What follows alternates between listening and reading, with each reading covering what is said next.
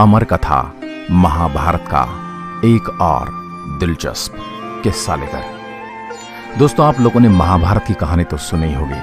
आप सभी लोग जानते हैं कि यह युद्ध दो भाइयों के बीच लड़ा गया था।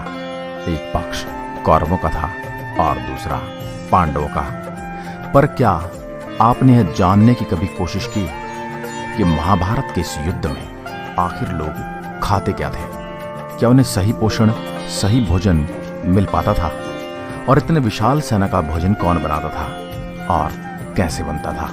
इन सभी सवालों के जवाब आज आपको इस वीडियो के माध्यम से मिलने वाले हैं। इसलिए इस वीडियो को जितना हो सके शेयर करें ताकि आप जैसे और भी लोग हैं उन्हें भी इसके बारे में पता लग सके। दोस्तों, आपको बता दें, महाभारत में कम से कम 45 से 50 लाख सैनिकों ने हिस्सा लिया था। अब सबके मन में यही सवाल आता है, कितनी विशाल सेना के भोजन की व्यवस्था कैसे होती होगी और इस युद्ध के वक्त भोजन कैसे और कौन बनाता होगा? सबसे बड़ा सवाल तो यह कि हर दिन हजारों की संख्या में लोग मारे जाते थे, तो फिर शाम का खाना किस हिसाब से बनता होगा? दोस्तों, आप सोच कर देखिए, यह कितना मुश्किल काम था। और इसमें सबसे बड़ी विशेषता यह रही कि इसमें किसी भी दिन भोजन व्यर्थ नहीं जाता था और न ही भोजन कभी कम पड़ता था। महाभारत के युद्ध को विश्व का प्रथम विश्व युद्ध बोला जा सकता है, क्योंकि उस वक्त शायद ही कोई ऐसा राज्य होगा जिसने इस युद्ध में भाग न लिया हो। लेकिन मित्रों, इस युद्ध में दो योद्धाओं ने भाग नहीं लिया था। एक थे भगवान श्री कृष्ण के बड़े भाई बलराम और दूसरे थे उनके साले यानी कि रुक्मणी के भाई रुक्मी। इनके अलावा बाकी सभी ने इस युद्ध में हिस्सा लिया था। लेकिन एक और राज्य था जो इस क्षेत्र में होते हुए भी इस युद्ध से अलग था, और वो था दक्षिण का उडुपी राजा।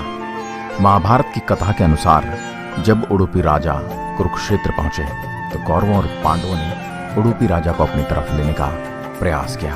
पर उडुपी के राजा तो बड़े ही बुद्धिमान और दूरदर्शी थे। उन्होंने श्री कृष्ण से पूछा, हे माधव, दोनों ओर से युद्ध के लिए पुकारा जा रहा है, लेकिन किसी ने ये नहीं सोचा कि इतनी बड़ी विशाल सेना के भोजन की व्यवस्था कैसे और कौन करेगा? इस पर श्री कृष्ण ने कहा, महाराज, आपने बिल्कुल उचित सोचा है। आपकी इस बात को छेड़ने का मुझे प्रतीत होता है कि आपके पास इसकी कोई योजना है। अगर ऐसा है तो कृपया बताएं। इस पर उडुपी नरेश ने कहा, हे वासुदेव, ये सत्य है, भाइयों के बीच हो रहे इस युद्ध को मैं उचित नहीं मानता। इसी कारण इस युद्ध में भाग लेने की इच्छा भी नहीं है मेरी। किंतु ये युद्ध अब टाला भी नहीं जा सकता। इसी कारण मेरी इच्छा है कि मैं अपनी पूरी सेना के साथ यहाँ उपस्थित समस्त सेनाओं के भोजन का प्रबंध करूं। इस पर श्री कृष्ण ने हर्षित होते हुए कहा, महाराज, आपका विचार बड़ा उत्तम है। इस युद्ध में लगभग 50 लाख योद्धा भाग लेंगे।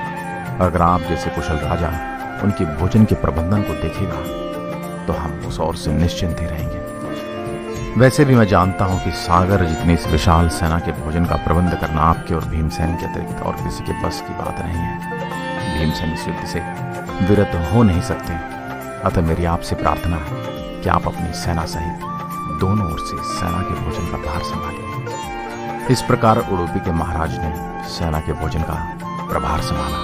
पहले दिन उपस्थित सभी योद्धाओं के लिए भोजन का प्रबंध किया गया। उनकी कुशलता ऐसी थी कि दिन के अंत एक दाना अन्न का भी बर्बाद नहीं होता था। जैसे जैसे दिन बीतते गए योद्धाओं की संख्या भी कम होती गई। दोनों ओर के योद्धा ये देखकर आश्चर्यचकित रह जाते थे कि हर दिन के अंत तक उडुपी नरेश केवल उतने ही लोगों का भोजन बनवाते हैं जितने वास्तव में उपस्थित रहते हैं। किसी को समझ नहीं आ रहा था कि आखिर उन्हें कैसे पता चल जाता है आज कितने योद्धा मृत्यु को प्राप्त होंगे, ताकि उस आधार पर वह भोजन की व्यवस्था कर सके। इतनी विशाल सेना के भोजन का प्रबंध करना अपने आप में एक आश्चर्य था, और उस पर भी इस प्रकार के अन्न का एक दाना भी बर्बाद न हो तो ये किसी चमत्कार से कम नहीं था। अंततः युद्ध समाप्त हुआ और पांडवों की विजय हुई। अपने राज्याभिषेक के दिन आखिरकार युधिष्ठिर से रहा नहीं गया और उन्होंने उडुपी नरेश से पूछ लिया, हे महाराज, समस्त देशों के राजा हमारी प्रशंसा कर रहे हैं। किस प्रकार हमने कम सेना के होते हुए भी उस सेना को परास्त कर दिया जिसका नेतृत्व पितामह भीष्म, गुरु द्रोण और हमारे ज्येष्ठ भ्राता कर्ण जैसे महारथी कर रहे थे। परंतु मुझे लगता है कि सबसे अधिक प्रशंसा के पात्र आप हैं, जिन्होंने न केवल इतनी विशाल सेना के लिए भोजन का प्रबंध किया, अभी तो ऐसा प्रबंध किया कि एक दाना भी अन्न का व्यर्थ नहीं हो पाया। मैं आपसे इस कुशलता का रहस्य जानना चाहता हूं। इस पर उडुपी नरेश ने हंसते हुए कहा, सम्राट, आपने जो इस युद्ध में विजय पाई है उसका श्रेय किसे देंगे? इस पर युधिष्ठिर ने कहा, श्री कृष्ण के अतिरिक्त इसका श्रेय और किसे जा सकता है?